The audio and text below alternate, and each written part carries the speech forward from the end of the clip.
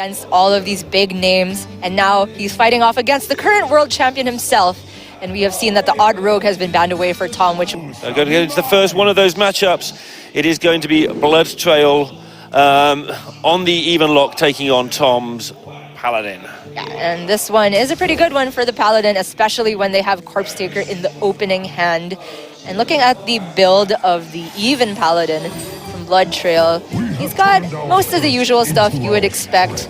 The anti-aggro package is perhaps a little bit lighter with one Doomsayer and one Beetle only, but instead he has the double Ooze, which is quite strong against things like True Silver, or maybe even trying to delay Valenier for a bit. And BloodTrail is playing both of the big boys, the Lich King and Tyrion in his Paladin, so you know that little bit of extra could be very useful here. Sorry, Tom. Yeah. Sorry, I got a little bit confused there. And now, Doomsayer can be put down onto the board and try to stall for a bit. On turn 3, even Paladin doesn't really put on enough pressure to actually deal with the Doomsayer. Am I missing something here? I mean, True Silver is not online yet. The Blessing of Kings is not online yet. So it seems like the Doomsayer is nearly sure to go off. Tom will never want to expend something like Equality here. Yeah, nothing happening there. Doomsayer is going to go off, as you say. Turn 3, just an awkward turn at the best of times though for Tom. He won't be too disappointed. The reason you play it as an even deck is so you always have a minion available to buff in the later turns. You can't just keep killing the things. You have to actually force the Paladin to give up the board. The one of Demonic Project enter the hand for BloodTrail. And this is also a one of in Tom's deck. And this one tech card inclusion was actually enough to make Muzzy ban suboptimally for his lineup as a whole, just to try to get his Togwaggle Druid. Yeah, I don't think Huntrace was happy about it being in there either. I think this Demonic Project has been really good in this tournament. I would be amazed if we don't see more Demonic Projects played in the next few weeks. The funny thing about it is that it's never actually been played to disrupt anything. It's just the threat of it. Yep. Makes players ban it in a different way, and it's only one copy. And that really speaks to the lineup preparation and what they expected to see in the field. And the respect that the other players have to give it has really given BloodTrail and Tom an advantage. Yeah, I don't know for sure, but you get the impression with a very similar lineups, similar techs, they probably at least had some input in each other's lineups. Opposite halves of the draw would help that as well to some degree, although I think the decks were submitted before the draw. But they knew they weren't playing each other the first round anyway. BloodTrail, interestingly, had the option to trade the Ooze into the Divine Shield from the Corpse Taker to perhaps make a Blessing of Kings a little bit less punishing, instead choosing to take Tom's bluff, rather. And Tom did not have the buff for it. So that's going to be a bit of a pain for Tom, missing out on one of the greatest early game minions against even lock. Not much of a fun turn here for BloodTrail. His hand is surprisingly light for this stage in the game for the even lock. You think he actually wants to play as a Shroom Brewer, and even then you don't necessarily want to because you want to get closer to that hooked Reaver. He didn't have any better play though. He could have gone for something like second Ooze and Defile, but one, that's expending your Ooze, and two, it seems like a suboptimal use of Defile when the Paladin could put more stuff onto the board. A weird quirk of this event so far has been how often the Wind Fury Harpy has been better than the Corpse Taker. Yeah. We've seen it take down Huntrace. We saw it win one of the semi-finals too, on its own, just soloing games. Like we were joking with Ties in the back that maybe we should start keeping Wind Fury Harpy so we get it in a victory condition. And in such a case, you just cut the Corpse Takers, right? Because what else is going to give them Wind Fury? Second Wind Fury Harpy and one Corpse Taker. BloodTrail did have a relatively clean answer though with the Defile and Spellstone. Sends Tom back to the drawing board, and he still has quite a bit of pressure, but the inclusion of Spellbreakers, which I think 2 of has become staple in this meta in even lock, is going to come in really handy to defend against the Spike Ridge Steed. I don't know if I've ever seen Gen Greymane answered by Gen Greymane, but that's a thing that might happen here. It's not necessarily answered, challenged, but this Gen could get protected by, or perhaps just Tarim could do some cool work here. In which case, Tom would probably want to attack face with the Gen Greymane, get the 6 in there, hero power, and go Tarim. Otherwise, I think just True Silver and Chain Gang is so good. Yeah, It does look really good. It doesn't leave any sort of easy way to clear the board. Right, and the saving the Tarim here is really good because even though you put BloodTrail down to 17 by pushing the 6, and BloodTrail has the capability of tapping into Hooked Reaver, then you have the Tarim to answer the 7/7 taunt. Yeah, with the True Silver equipped if he goes around the route we were talking about too. It's such a powerful board state as well. Hellfire alone is not enough to deal with it. Even Hellfire and second Defile would not clear the Gen Greymane. Instead, Tom is going to hold on to his Chain Gang though, and instead set up the Crystalsmith Kangor. This is actually really powerful also because it's still 2 minions that get more of a value buff from the Tarim, especially since there's a Divine Shield on one. And it's maybe he didn't want Hellfire happening to his Chain Gang too. That would have been kind of an unfun thing to happen. So like you say, bigger buffs and the removal less likely to be used on the minions.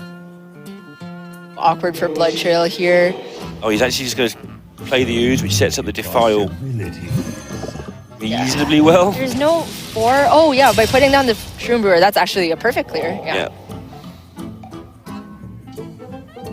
Because the Kangor is effectively 3 health.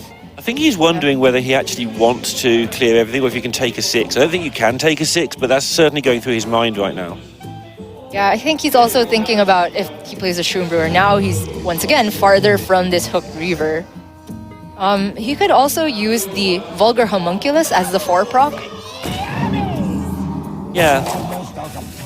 Obviously not as mana efficient, can't weave it in later so easily if he does it that way, but definitely a consideration. There's a lot to think about there. And a feature that we've talked about all weekend is how BloodTrail's play has slowed right down from the first times we saw him again. Everything just maturing through the year for this guy.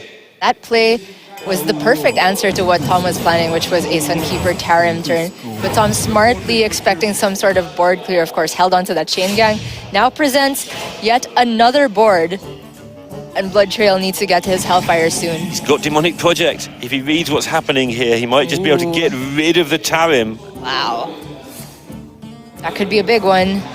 Even if it isn't Tarim, just something held into the hand until turn 10 could be, what, Tyrion, Lich King? I think you go for it, yeah.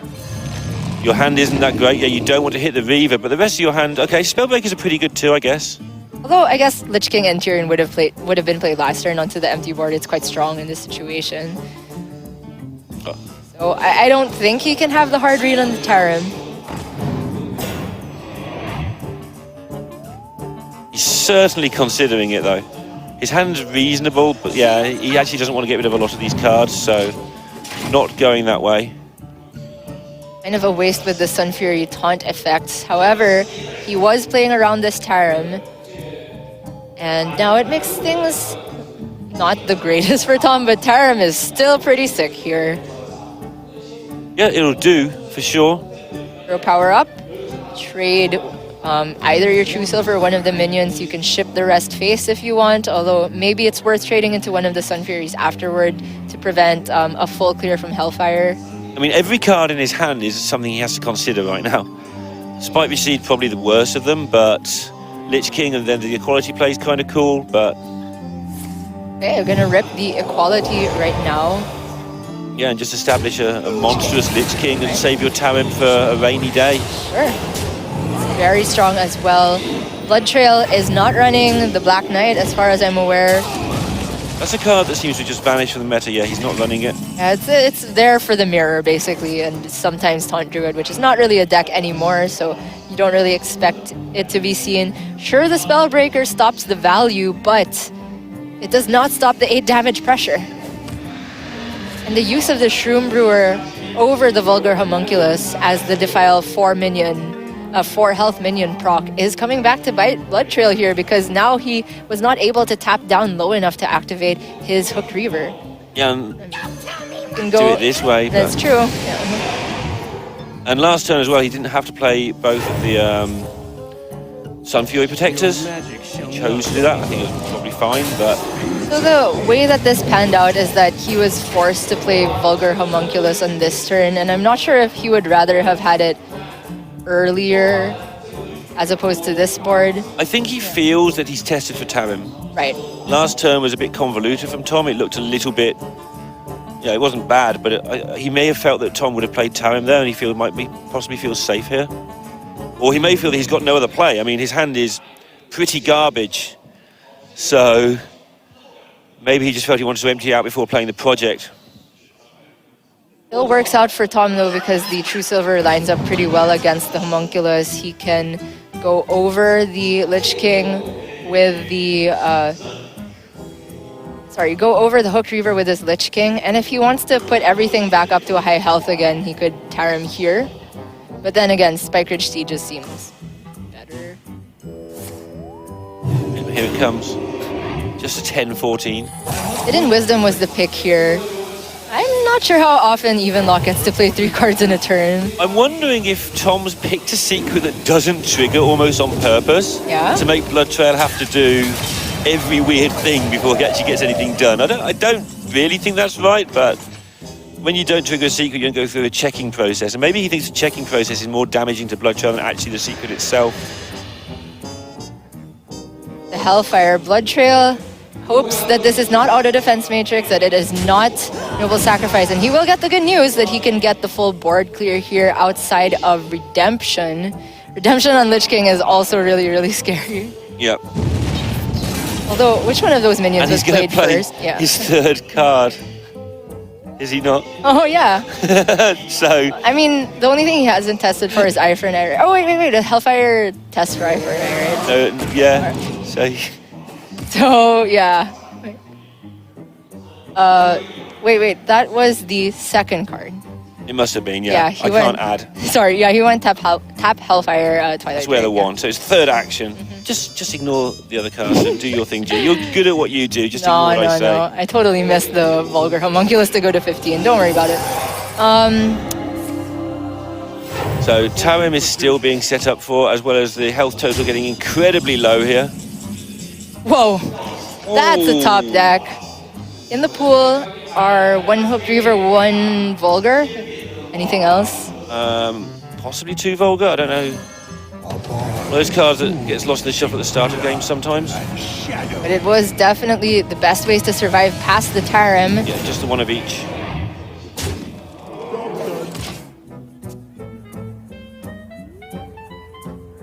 Arrow.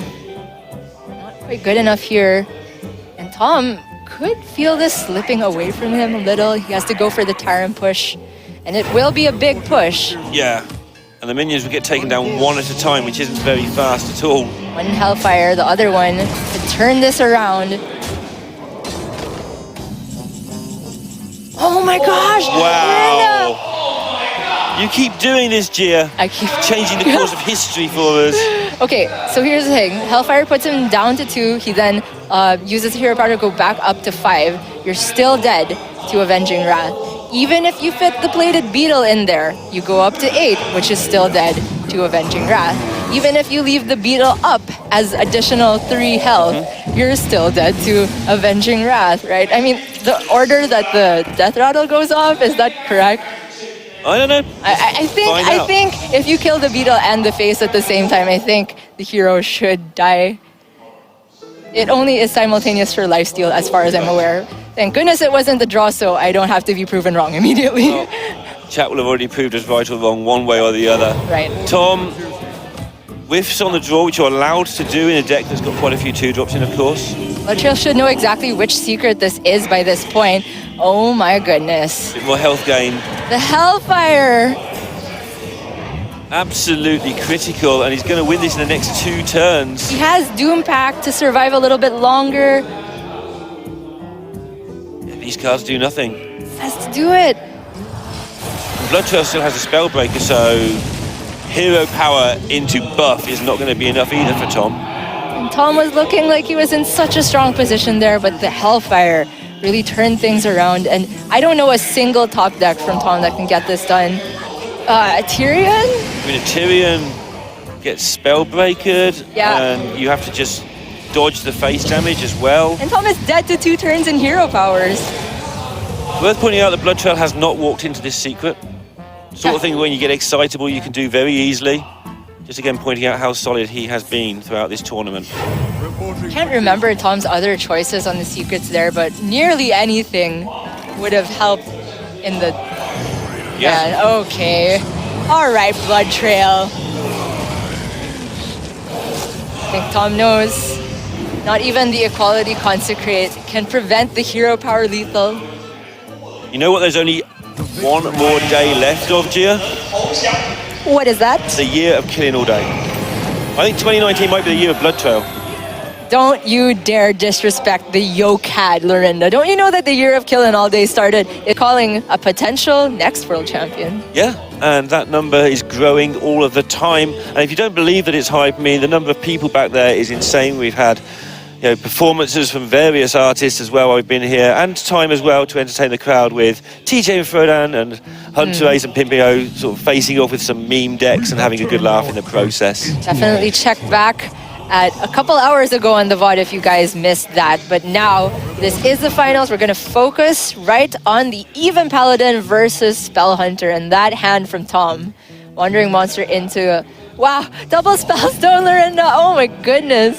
This is something we categorize as quite good.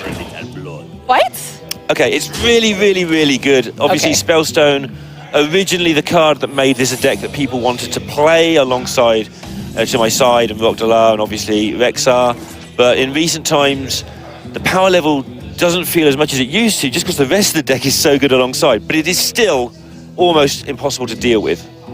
True, I mean, very select classes have answers for 3 to 4 3/3s on turn 4 or 5. It's like Priest with the Duskbreaker and Warlock with the Hellfire. The rest of the classes need 2-card answers, particularly this Paladin. They need Wild Pyro plus Equality, or they need to have the board to themselves by that point. And BloodTrail has been doing a pretty good job of diffusing the Wandering Monster situation. Yeah, he just decided to go for it there. There were bad things that could happen, but I think he felt that if they happened, he's got Spellbreaker, worst case, and his hand.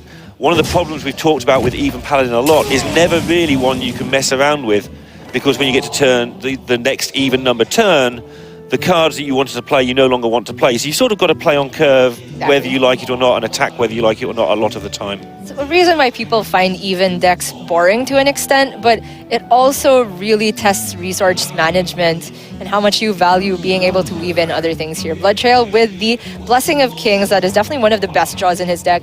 I just want to point out that last turn it was pretty fortunate for Tom that the Wandering Monster was actually procced, because it allowed him to play the second one to buff up the Spellstone further. BloodTrail was not expecting another Wandering just because he had seen one already, and that is going to be pretty sad end for the 1/1. Tom sees that as yet another minion out of the way, and now he can land the coin Spellstone into Spellstone. The fabled play. And how on earth do you deal with this if you are BloodTrail?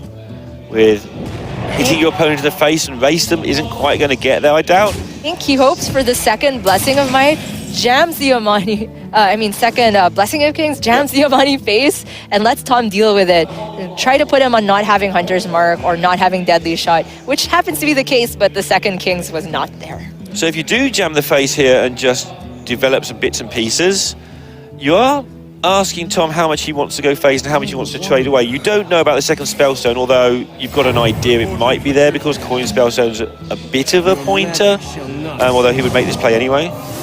BloodTrail really is just hoping that at least one minion sticks to the board so that he can land the steed, but Tom is not going to let that happen. And from Tom here, I'd like to see him hold back a little on the second Spellstone, because he could still get punished by Equality Consecrate, which will be online on 6 mana next turn. So maybe just playing out something like the Animal Companion is enough pressure.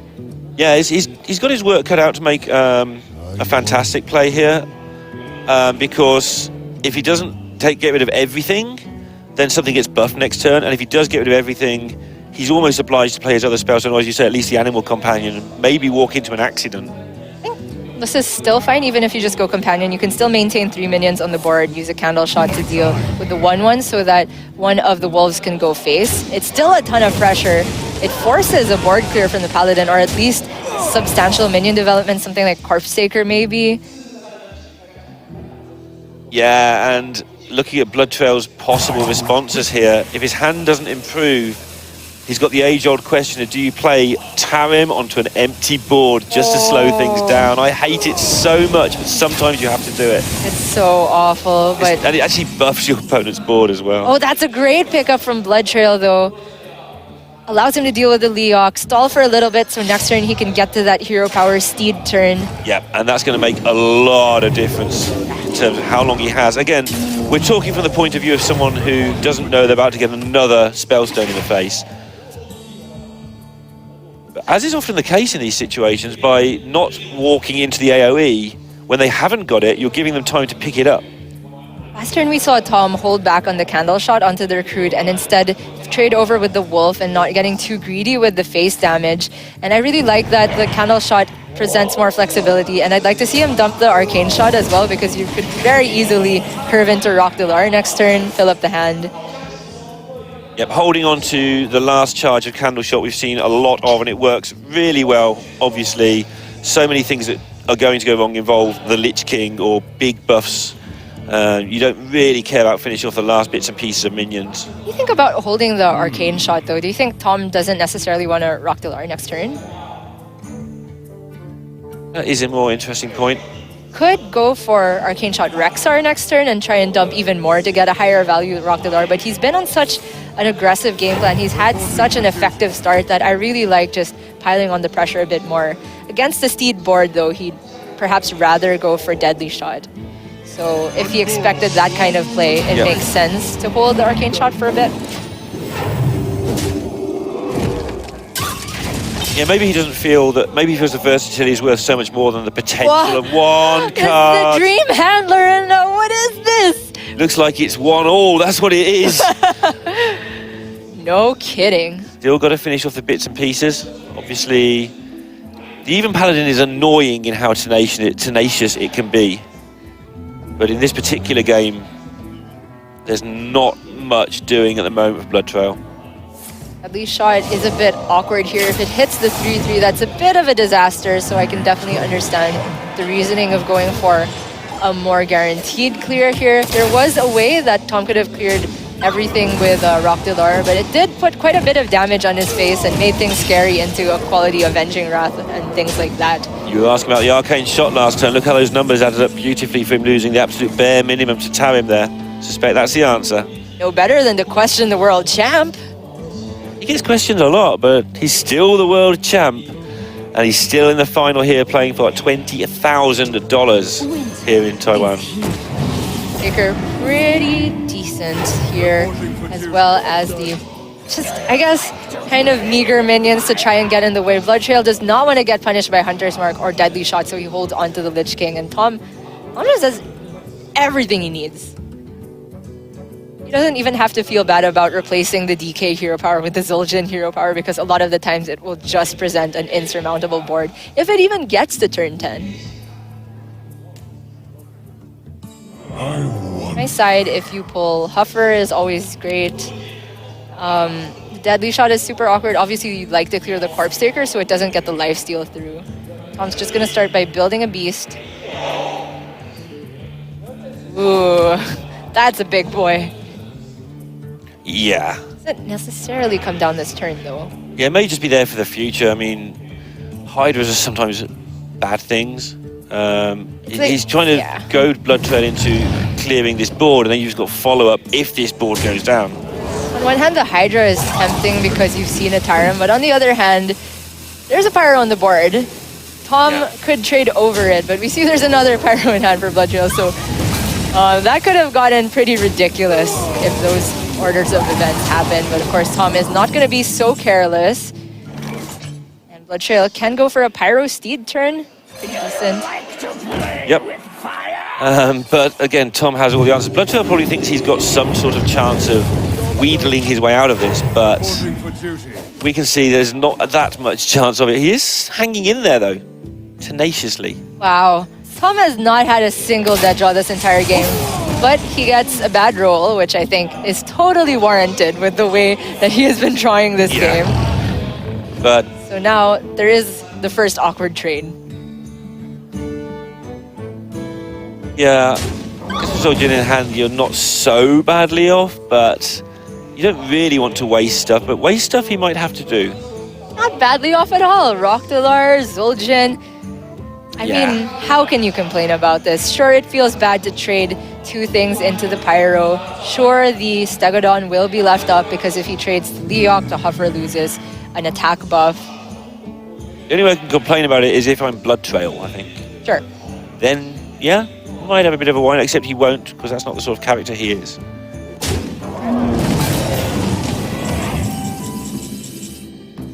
The champion, even though it looks like it should be good, is just not going to do enough at this stage. You've got to jam the Lich King and start getting some hand fill and hope it maybe sticks around for a turn or 2. Oh, a deadly shot as well, so Lich King has to be the play here. He's also placed it perfectly for crushing walls. Yeah, there isn't crushing walls in the deck, right? Yeah, one of in Tom's deck. It has been cut a lot from Spell Hunter lately, but Tom thinks it's a decent card. Zul'jin, that's a decent card. Deadly Shot is in the pool, so that could make a big difference of whether this Lich King lives. 4 spell stones. Nothing fits anymore, though. Unlucky, Lorinda. Yeah. Unlucky. This hits the Hydro, I'm calling it. Oh, no. Oh, there's space again. Yeah, it's made his ball smaller, and it's turned into a bear. I don't think he even wanted that chain of events. Miss okay. again. But the Lich King did not pull Death and Decay. Yet. So... He's not going to pull it in time now. Yeah. He's just dead, isn't he? Okay. Okay. From what he can see, I don't think he's dead. From what we can see, there's a lot of trouble coming in. Yeah, there's also this Redemption, which can get pretty annoying for Tom. Not quite dead yet, but Animal Companion and Rockdelar is a bunch of bursts. Playing the Swampoos because he's dead to Rockdelar virtually anyway. So, even though it doesn't actually lethal him immediately. So Companion pulling Frostmourne is going to be too low on health. Oh, Kill Command! Kill Command Rockdelar is not lethal because of Redemption, right? Yeah, that's right. Oh, no, it is. Yeah. He still gets to push the 12 face, 9 face, and then the 4 from the Rockdelar. Yeah, I was looking at the 4, then the 12. Got there, and it's going to be 1 game apiece. Tom, for the longest time, they're looking like it was going to be easy, and I think even at the end, they're looking at the hands. It was pretty easy. That was a world champion draw, if I have ever seen one, Lorinda.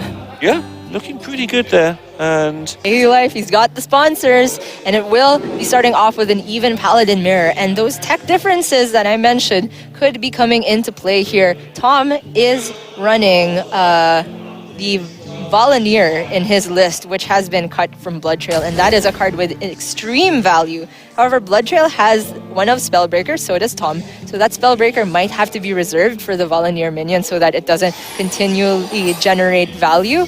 Although using Spellbreaker on that means that you're not using it on a Steed minion.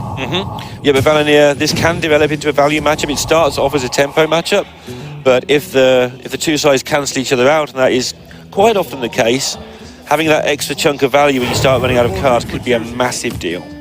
Like the lists are relatively similar. The other big cut from Tom's list, or the big difference, is that Tom does not have Tyrion, whereas BloodTrail has the whole late game heavy minion package, Lich King and Tyrion in the list. BloodTrail also has double Avenging Wrath, which gives him a little bit more reach. Yeah, and that can be a big deal too. Again, these decks, when they do cancel out, they quite often do it on quite low health totals. It becomes a bit of a top deck fest. So if you've got that value versus that reach, it's going to be kind of close actually, because eventually that's pretty good. And actually, Tom doesn't have it in the list. No, not at all. He's got Argent Commander instead. Because he's got the Valanier, those two will work together pretty well, I think. That's interesting. So that's... Yeah, and he has to make room for the Chain Gang with the Valanier package, so that makes sense. Early game, nothing too substantial going on, just the usual small minions trading over each other, as you might expect from this kind of matchup. Yeah, BloodTrail saving that coin though. Be interesting to see if he feels the need that he can't save it any longer. He would love to save it and try and get an early Spike Ridge or Tyrion, but I think the pressure is not massive now, but if you let things stay alive too long here, Blessing of Kings is a card. Really sad turn if he doesn't coin something out. Now, the Glass Knight on this turn makes it so that if Tom wanted to trade the 5-1 with his Hydrologist, then the Glass Knight survives and then threatens Consecration. The other thing here, coin Consecration, is even better, I think, because it answers the board now and still has the Glass Knight for the follow-up. Whereas if you did it the other way around, the Consecration is probably not nearly as good. Yeah, defends against the Blessing of Kings nicely as well, and gives him still a chance of being, especially if he draws his own one, first person to play a buff. Tom's hand would be excellent against a deck that goes a bit wider, something like Zoo if that were ever thing. But right now, if he wants to answer the 5-1, he has to consecrate 1 minion. With 2 equality in hand, that's 1 less activator as well. And you really don't want to play Swampoos against a deck with 2 weapons and a Tyrion. It's a card you would love to hold on to. And do you really want to consecrate a 5-1, knowing your opponent almost certainly has another 4-drop to come? Have to because of Blessing of Kings, right? Yeah. I guess he could go for the hold. If he goes Blessing of Kings, he could take the 6 this turn, and then try to wait until an equality consecrate board. He is just gonna give up the ooze to present some sort of threat, hold on to the AoE, and it makes sense because there's still another ooze in the list. Yes, sometimes you just have to do things you don't want to do in Hearthstone, and when you've eliminated all the other options looking as we were going through them, absolutely awful, consecrating a 5-1, you've eliminated all those options, you get to the point of, okay, I have to give up my ooze. Wait. He did play the first ooze, right? I mean, I kind of blanked out at the start there. There's a money. So that's actually both ooze gone. So the Tyrion weapon is going to reign free. The True Silvers are going to get so much value throughout the game. And, my goodness. Interesting that he's choosing to go with the Spellbreaker here. This is very, very good on buffs and stuff. Only a 1-of Spellbreaker, and it will not be able to be used on a Steed minion. But BloodTrail realizes he's quite far ahead in terms of tempo. He's forced Tom into awkward plays so that he might not even need to emergency answer a Spike Ridge Steed turn. That top deck from Tom, though, was incredible in this position. Gives him back the tempo, forces BloodTrail to have the answer. Fortunately for Tom, the Spike Ridge Steed is there. Spike Ridge is there, and the True Silver is there. The True Silver, though, doesn't fit the curve anywhere near as well as the Spike Ridge will. That can wait until turn 8 alongside another Corpse Taker or another pickup. Spike Ridge, just play it immediately, and you've got the first buff, which we were talking about. BloodTrail in a good spot. The thing about the True Silver there is that it makes it so that you can fit in a Hero Power this turn and then another Hero Power next turn with the Steed. This way you get 1 less recruit, but it's better if you draw into a 1-drop. It's also better if you try to some 4-drops for turn 8 as well. 1-drop in even Paladin. What are you saying, Gia? It's fine. 1-drop, 2-drop, it's sort of the same thing. In theory. Quality. Not the greatest use here, but yeah, BloodTrail has the other one. And it's so funny how this mirror works. They're just forcing each other into using these suboptimal options for board clears. Glass Knight, though, really nice going into the turn we were talking about with the 2 4-drops, the True Silver, get the Divine Shield back eventually. And Tom really doesn't want to equality consecration and just play a bad minion here. But his hand is full of bad minions and equalities and consecrations, so that seems to be a thing he's got to consider strongly. He's got so much AoE that I guess he could just use 1 combo now. Actually, the Argent Protector pickup is pretty good because it allows him to trade over the Black Knight and still preserve the Stegodon after going quality consecration. The thing is, if you don't deal with this board now, yeah, bad stuff's going to happen. Worry for Tom is quality consecration is just grim. The worry for Tom is that it's going into the power turn for BloodTrail. He runs both Tyrion and Lich King. And yes, Tom has the other equality to deal with 1 of those, but after that, if they keep piling on, Tom's removal is significantly limited now. Yep, both players using a consecration in forced circumstances. But Tom has managed to at least get to the board. Now it's just about being mana efficient. BloodTrail has the card advantage. If he can use those cards, then he'll be in a fantastic position. Ooh. Big deal here. It's pretty funny hearing the Chinese casters in the back. I just go, whoa, and they immediately echo, whoa. They always sound more hype than me, though. Yeah, I'm hype, but if I sound hype, people don't believe me. Spike Rich Steed seems pretty straightforward here. We haven't seen the Spellbreaker from Tom yet, but it's not in hand. So that would be by far the best top deck. Even if it isn't there, this Obliterate seems pretty strong as well. But bear in mind, Tom has used both his Ooze, so the Ashbringer could very well deal 15 throughout the course of this game, or at least remove 3 threatening minions. Reminder that BloodTrail has that double Avenging Wrath that Tom doesn't. That could end up being a removal rather than face damage the way this is going. And BloodTrail just still has slightly better resources in hand than Tom.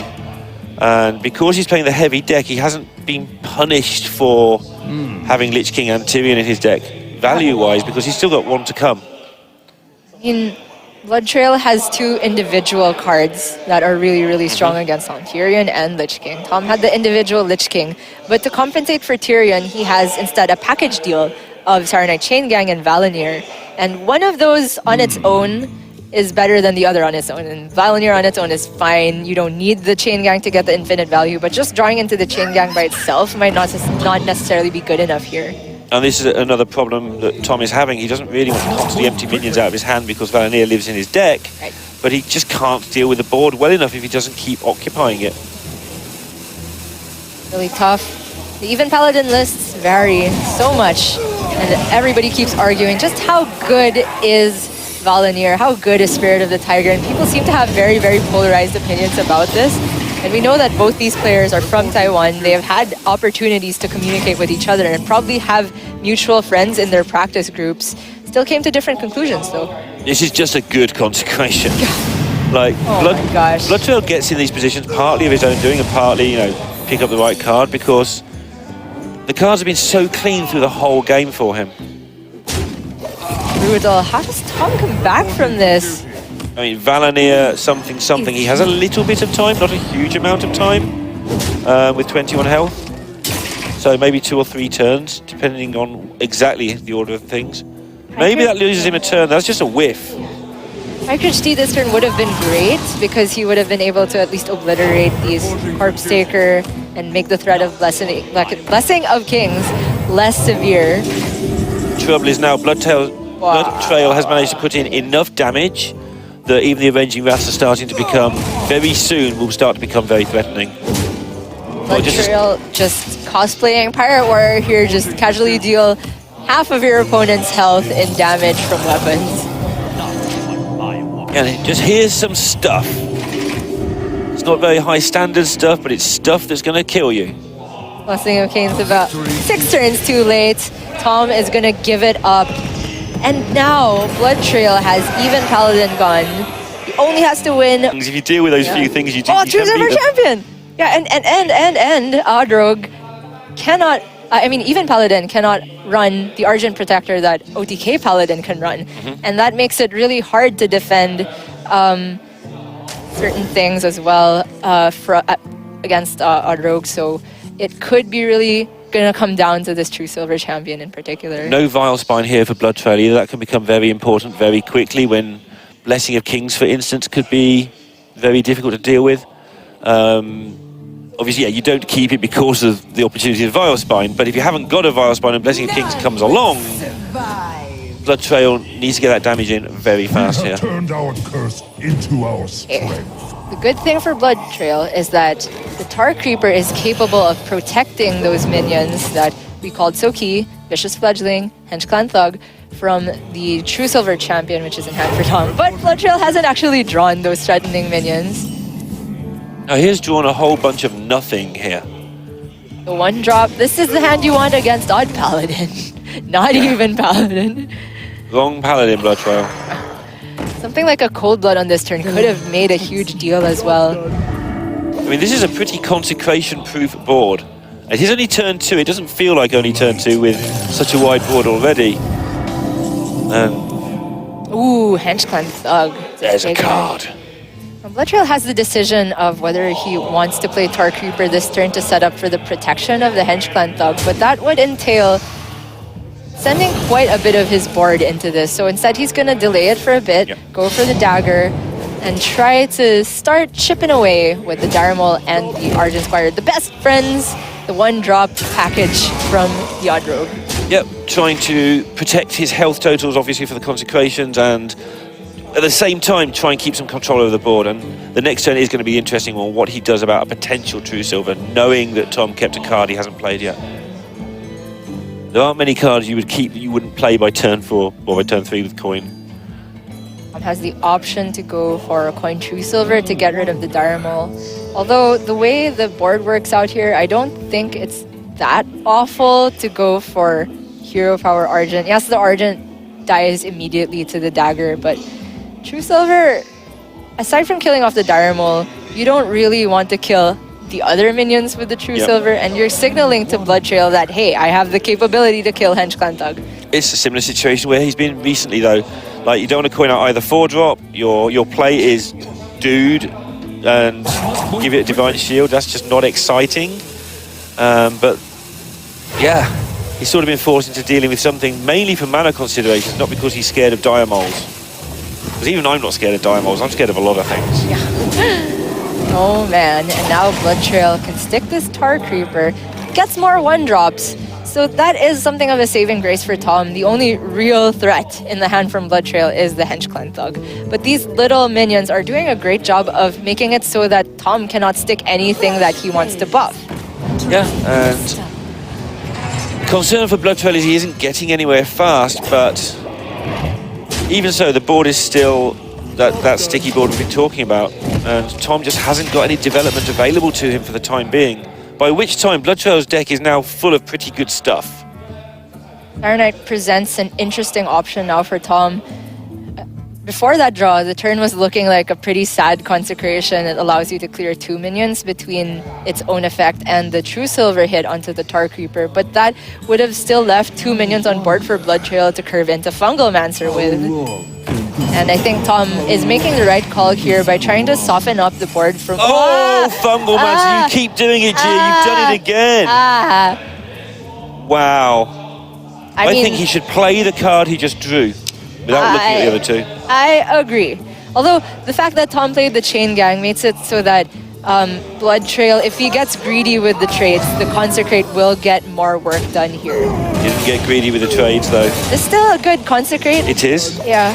But it costs you your entire turn. Yeah, and it still leaves a 3-1 and a 1-1. There is something I could call here, and it's the second of the card that was just drawn, but I will not name the card that must not be named. So, yeah. So Tom does have the answer to the Thug in the form of the Spellbreaker, but this has given BloodTrail the opportunity he's been working towards to get this Thug down and hope the Spellbreaker isn't there. Plus, Spellbreaker is just not a valuable minion to be playing when you're starting to fight off the board. It's going to do a lot of good work, but the damage is now starting to accumulate here. Rogue is so insane. It's drawn mostly 1-drops this whole game, and yet it's putting on this insane pressure that Tom can barely deal with. Yeah, TJ's 1-drop deck didn't do this. Oh, it's almost like it was bad or something. Yeah. Quality after having used Consecrate. Yeah. It hurts. It really does. Tom can go for Corpse Taker to stall. I will not call the 5-cost card from Rogue that needs to be comboed out for a powerful effect. I will not call it. Okay. And even if it isn't there, BloodTrail merely needs to flick away the Divine Shield with this Argent Squire. He can trade away the Crystallizer. Is there still lifesteal on this Corpse Taker? Because he played the Kangor, didn't he? Or he did, right? He did, I believe. Yeah. BloodTrail's got a lot of good pickups here. He's got a couple of Fledglings, another Thug. He has the Myras. He has another Fungal Mancer. He has plenty of things that are good here. That's not really one of those things, but it's not the worst card available. He's got the Cold Bloods. I mean, the deck is just full of ways to finish this game off if this board isn't tidied up very, very soon by Tom. I feel like BloodTrail has drawn nearly every 1-drop in his deck outside of is this the second Firefly, I think? Second Squire maybe has not been drawn, but... He's not supposed to be in an okay position at this point, having the hand he's drawn. That's what I'm trying to say about the deck. It's full of nice things, and as long as he can just keep some semblance of board, the nice things might get him over the line. Maybe this turn of weak draw from BloodTrail could be enough to get Tom there. If he draws Pyromancer, if he draws second Consecrate, He knows he hasn't got the second Consecrate. He's ignoring the... Oh, he isn't going to ignore it. I thought he was going to ignore it and stick the lot into the face. He's set up lethal anyway, though, so he could afford to do the trade. Hold on the Flame Elemental to activate combo cards off the top. This is a big deal. This helps prevent the lethal, get your Corpse Taker down, and get you to that turn 8 where suddenly the Lich King will become a problem. Notice, though, that BloodTrail has been keeping a 1-drop in hand to activate Vile Spines. So he does have a self-made out here. I had the option of going for whoa. That is game. Lorinda. He is going to take it down. We've been sort of saying how much we like BloodTrail all through the tournament, but it is Noble Sacrifice. It's one off. It's Noble Sacrifice. Wait, I got too excited. Yeah. Oh my gosh. Yeah. I was going to say Tom had the option of picking Redemption with the Corpse Taker, but then of course it doesn't get those Battle Cry buffs back. Yeah.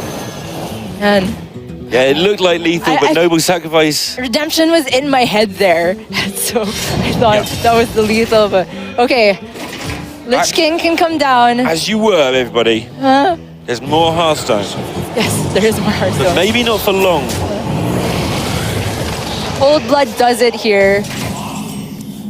Deadly Poison, not quite enough. It doesn't go in the right shape. Oh my gosh. But you can Leroy, you can play the Deadly Poison, and you can get enough damage to face that the next turn the swing with a weapon will kill Tom unless he has another Taunt or a Spite Ridge Steed. Oh man. He's trying to work out if it makes any difference if he leaves Tom on 4 or on 3. I don't think there is a big one because the or damage cutoff. The damage cutoff is 2 for SI7 agent, and even then, he doesn't have the combo activator unless he goes Myra's into SI. So it's in his best interest to just go base here. Steed. Oh my gosh. I am really glad that I called something wrong for once and got punished for it instead of calling it right and actually having it happen. Wow. Okay. And BloodTrail now might even need Myra's to start getting out of this. He has used up every minion, as you say, for the Spite Ridge. Void Ripper, not going to get it done. Void Ripper, if BloodTrail chooses to use it here, so he would take 7, he'd be down to 8, and he would just die off of what Tom has in hand with the Blessing of Kings. So Tom, all he has to be scared of is the SI7 agents, because BloodTrail is not running Silence in the deck. There is no Iron Beak Owl. Looking through to find a way. Yeah, I'm not seeing it. I think Tom has this in the bag. How much damage can Tom add to this board? Plenty. There's absolutely plenty, yeah. So... BloodTrail trying to work out where he may have missed something. There's but not the mana to go Myra's SI. had so many outs to take the title. But he's going to have to play another game of Hearthstone by the look of things. Oh my god. This is super close, and it's going to come down to even lock versus Oddrogue. BloodTrail looks favored, but Tom is back on his game. Whoa. Well, the little secret, I mean, the Hydrologist was a good... is really insane against Oddrogue because it can almost always value trade anything and then be healed up with the Shroom Brewer. Oh, Tom got rid of some good-looking cards there, but he got some better-looking cards for his trouble. Gastropod obviously just dies, but it eats up a turn. Yeah, Snail is there for the mirror. And aside from the Vile Spine Slayer, the thing that makes Oddrogue so punishing against Evenlock is when they have the coin and the Vicious Fledgling, there's literally no removal the Evenlock can do on turn 3 to get rid of the Flappy Bird. The best thing they could do is try to put a Vulgar Homunculus in the way. Or drop a Doomsayer and hope, but Tom doesn't have one of those. So... Oh my gosh, he doesn't. And that is a full keep from BloodTrail. We have turned our curse into Not sure about the Void Ripper keep here. I'm not sure how much work it actually gets done in certain situations, but it provides an easy answer for Twilight Trick, which, as I mentioned, is a really powerful card when it's tempoed out in the matchup. Wow! Vile Spine Slayer. Although it's not going to have the coin to go with it because these 3 drops are going to be played a lot earlier for the reason you just gave. That Fledgling, how do you stop it? Oh, Tom, I think, is likely to put out the Plated Beetle this turn, which maybe would give BloodTrail cause to hesitate on the coin Fledgling because then Defile can be an answer. And it's still fine to dagger this down. Wow. Because he just has Hench Clan Thug on the follow-up. I think we just found out who the crowd wanted to win, though. There was a bit of an as that was drawn. Was it an aw or an oh? It was sounded a little bit more like a sad oh, but I think they'll still be happy to see him win. Yeah. Other than Tom. This is good recognition from BloodTrail. Even if a Defile comes out on this board, he has the next fledgling. Gastropod, so it only gets in the way and slows down for a turn. It just eats a dagger, basically. Yeah, but it forces a dagger and gets him one step closer to this Hellfire. And to discover, to worry about here for Tom, like you can bump into the fledgling to set up an easier Hellfire or an easier Defile. True. And then just take your chance on what it finds. It can't find anything to put it out of... oh, wait, the plus health. Yeah. Yeah. And then you can just drop a Gastropod to force BloodTrail to do nothing this turn as well. And then just hope to sort of find another way out of it later. I definitely like the trade of the Beetle because otherwise it's dying to Origin Squire / Dagger.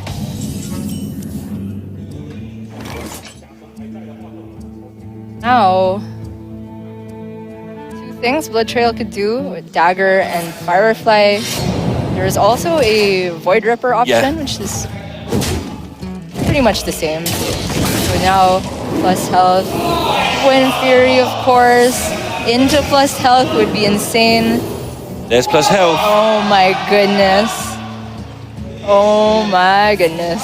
Yeah, takes the plus health, recognizing that there aren't many ways into it here.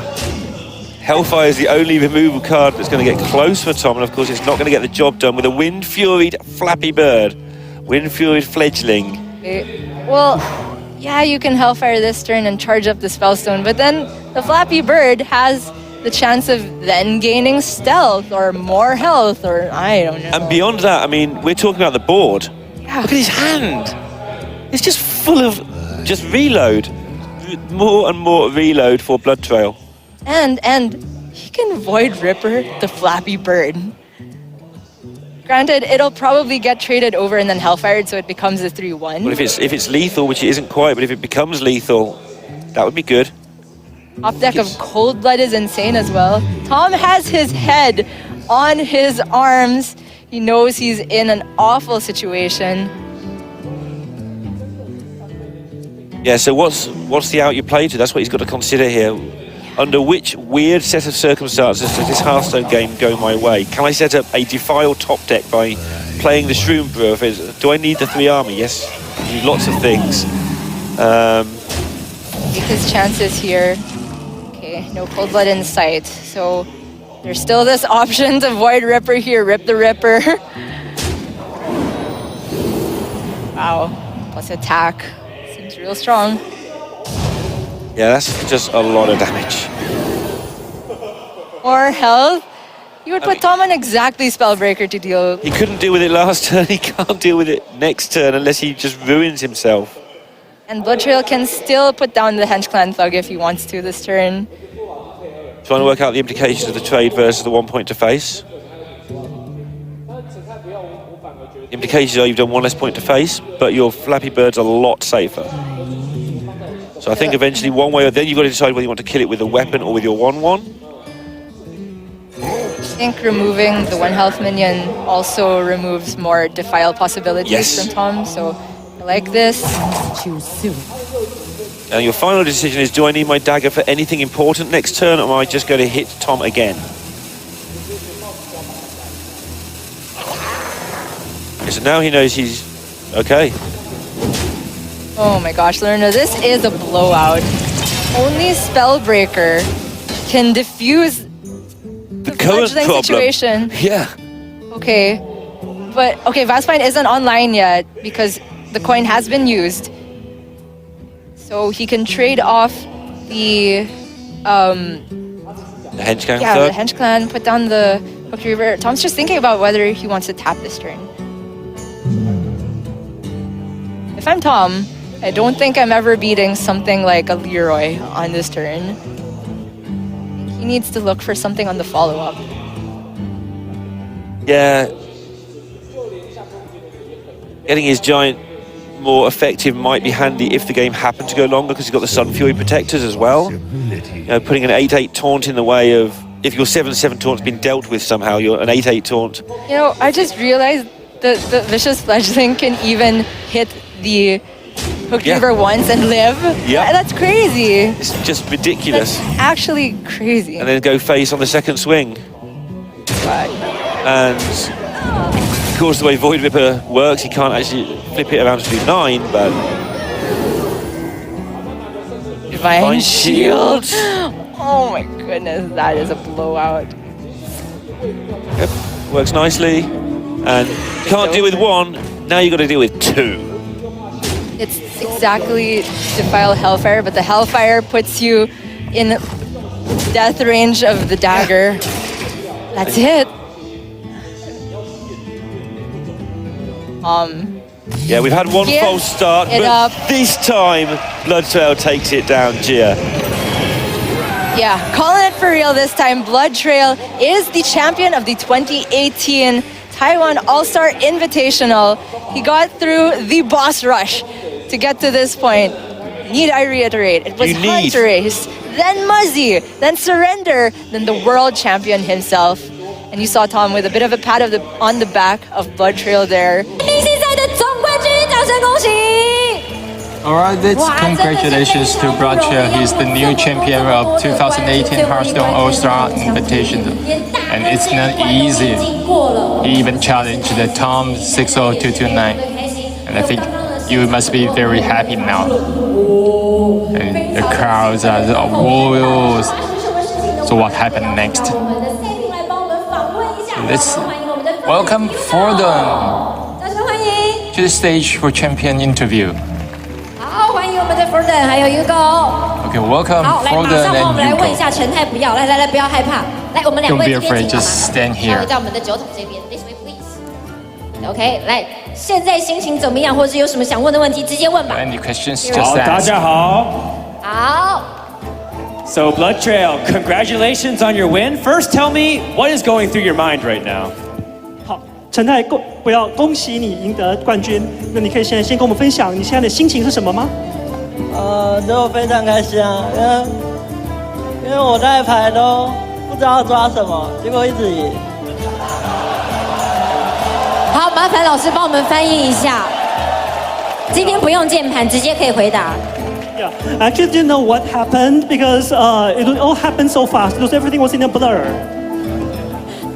Okay, well, you took down tom60229, the world champion. Does that mean something special to you, especially because you get to win in front of everybody here in Taiwan? 可是不可讳言的是，您击败了大哥，您击败了世界冠军。那你能够在这么多人的全球观众面前击败大哥，你觉得感觉如何？ Oh, thank you very much， 谢谢。好的，非常直率的，我们的陈太不要这次是获得我们的2018炉石战绩的全明星赛总冠军。所以现在就让我们进行我们的 All-Star Invitationals. 我们邀请到我们的颁奖人士， Let's 暴雪娱乐 welcome 台湾、香港。 Blizzard Entertainment Taiwan, Hong Kong, Southeast Asia, Publishing Director Amanda Wang to the stage for award ceremony. 下面的仪式，我们的总冠军现在已经可以帮我买钥匙。好，你要整个搬下来吗？ So you want to move? You want to hold it all the way? 好，两位就先稍微拍一下。 So let's take a picture first. 我们的这个美塔将钥匙交给我们陈太。 And later, Amanda, please give him the key. 好的，你们帮我来捕捉一下这个画面好吗？ Please take a picture for our media friends.